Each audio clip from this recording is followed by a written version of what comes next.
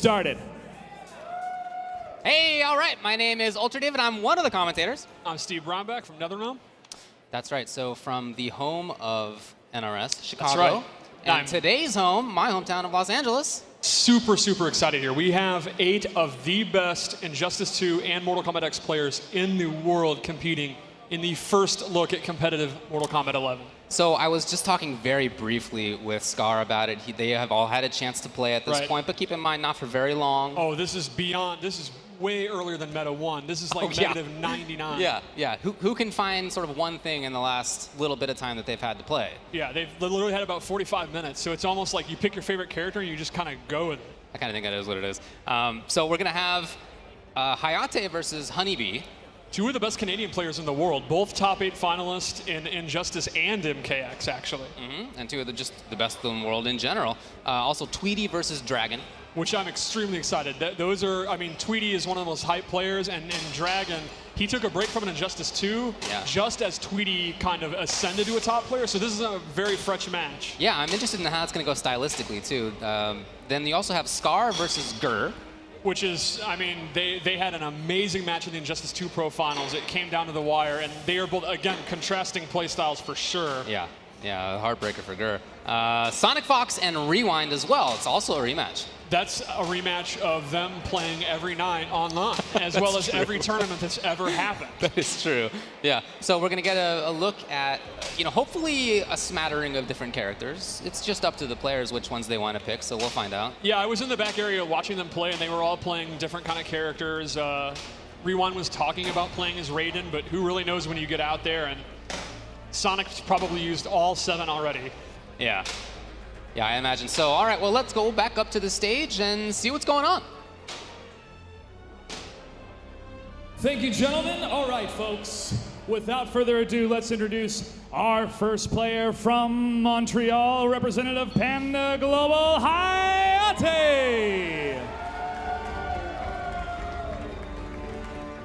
It's a battle for Canada, my friends. So good to see you. How pumped are you for Mortal Kombat 11? I'm really pumped to come here and try the game, experience what it's like to play it, and I'm having a great time, and that's what's up. All right, man. Excited to see your gameplay. Go ahead and take a seat. Let's introduce your opponent, hailing from Toronto, Beast Coast, Honeybee.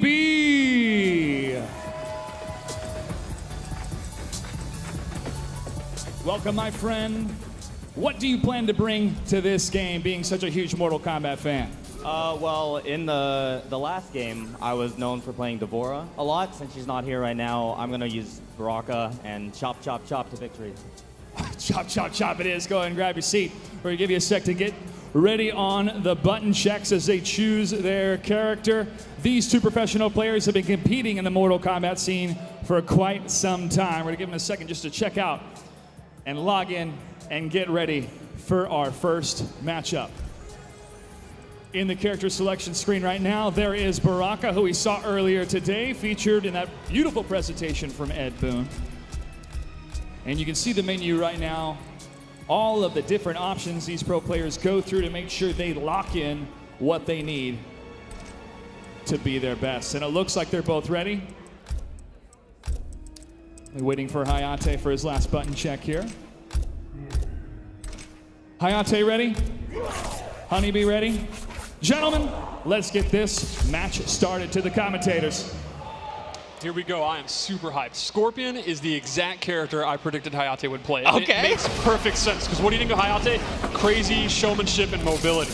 Yeah, excellent footsies as well, and I've already seen some good tools from Scorpion in that. Yeah, one of the big things about this game is most of the characters use weapons, and they definitely use them well. Like, Scorpion now uses his sword more than he ever has, and he has excellent range. He's kind of been reimagined as a mid-range combatant. So let's talk a little bit about how the game differs from MKX. What are some things to look for right off the bat? One of the big things to look out for is the new meter system. There's now 2 stamina bars. There's defensive and offensive. And offense is what you use to do amplify your moves. Defense is what you use to do wake-up attacks or wake-up rolls or our new breakaway mechanic. And we have our first crushing blow. That's another one of the new mechanics. Okay. There are certain moves, 5 or 6 per character, where they have different properties. For example, doing the move 3 times in a row, or countering a high attack, or punishing a move, and you will get that X-ray effect, and they do a ton of damage. Oh man. Eye-popping damage, mind-blowing damage. And they also can have properties like they can pop you up or restand you. They are significantly better versions of those moves when you get the crushing blow effect. So that meter, just to be clear, it just comes back on a timer? It's Correct. Not related to anything else? There's no longer meter building by doing moves or taking chip damage. It's on a timer. You can almost think of it like a cooldown. Okay. And it is a very fast cooldown if you've only used one bar, so you definitely should feel welcome to use your amplified moves a lot, but if you have none right now, you can see he would not do this amplified teleport. Right. Oh, you can see Baraka jumping that back one. Very smart. I started to read that teleport, I think, right there. But you can see, is that back one, I think you told me? Yes, back one is the sword move. Yeah, incredible button right there. Yeah, it's a lot of the characters play their best at that kind of mid-range. Oh, here we go, let's see.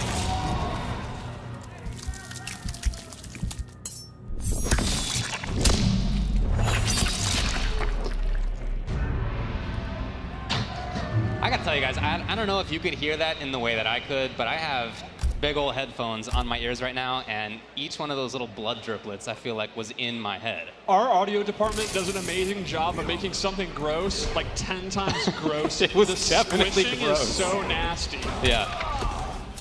So talk to me a little bit about movement in this game. Seems like run is not there. Run is completely gone. Instead, we really wanted to make walking one of the key things, a very kind of old school 2D fighter feel. You can actually dash, but the dashes don't really go that far, and they have a lot of recovery, so they're mostly used to, like, maybe when you hit a Sub-Zero freeze to get there quickly, or if you want to take the risk because they have a lot of recovery. Walking is really the name of the game, in my opinion. You can cancel a dash with a block or an attack if you want, reminiscent of MK9, but it's not nearly as effective as it was back then, where you would kind of dash block rapidly to get in. You really have to think to get in, I see. Which then goes with what I'm saying about the normals having so much range. So the normals have a lot of range at mid-range, and everyone's using their weapons, but the walking is really strong, so you can kind of walk in and out of that range easier. Okay. Yeah, it seems like already from about this range they can play footsies, which is pretty cool. Yeah, Baraka uses his blades with his back two, and yeah, that back two overhead is huge. Half screen. Right. And one of the things we wanted to do is we definitely wanted to bring back the really exciting offense of MKX, but we've looked at the overheads and the lows, and they have a lot more risk-reward factor to them. Like, Baraka does have it's exactly what you said, it's like almost a half-screen overhead, but he's not going to get a combo. Right, right. Or Scorpion does have a low that can combo, but his overhead just splats you down. Okay. So it's going to be a lot rare to see, like, the really, really deadly mix-ups. So we just saw a little short hop out of Scorpion. What's going on there?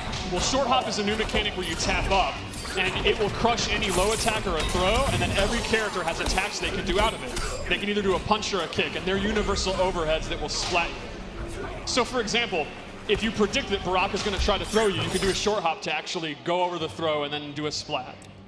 By the way, we're playing first to threes, just so everybody knows. So potentially one game left here for Honeybee. And Honeybee's just been dominated by Scorpion. He really hasn't got much going on in the back one range, which is going to be one of the tough things. We also saw a couple of times in there, hopefully we'll see it again. The wake-up system, very different. The wake-up system is drastically different. So now you don't do special moves on the ground like you used to do.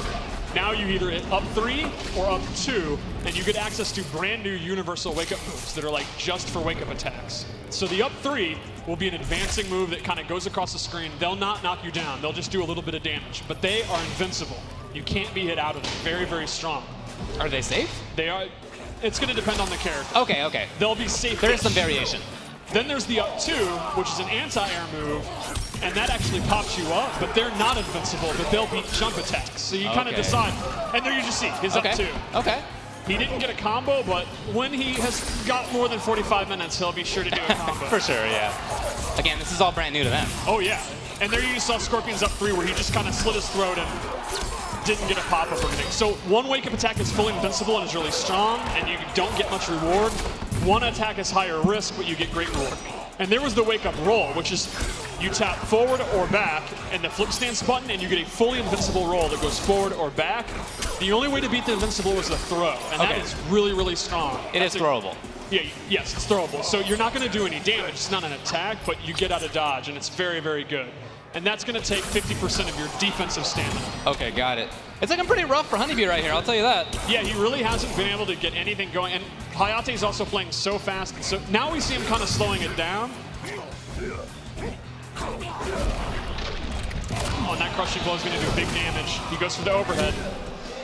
Block that time. Oh, good blocking. You can see the overhead. It does splat you and it has really good range, but it's kind of slow. Right. If you're really looking for it, you can react to it. Oh, there, he did get the punish. Nice, and now he's going to get a pop-up. So did he get that because that was a punish? Exactly. There's a lot of crushing blows where the requirement is to do a punish, as you can only do the crushing blow once per game. Got it. So you see that 1-2-2 Baraka crushing blow, he got Yes. the pop-up, but that's the only time he'll ever be able to do that. Okay. So one of the big things of the meta in the game is deciding when you want to do your crushing blow and actually taking advantage of it.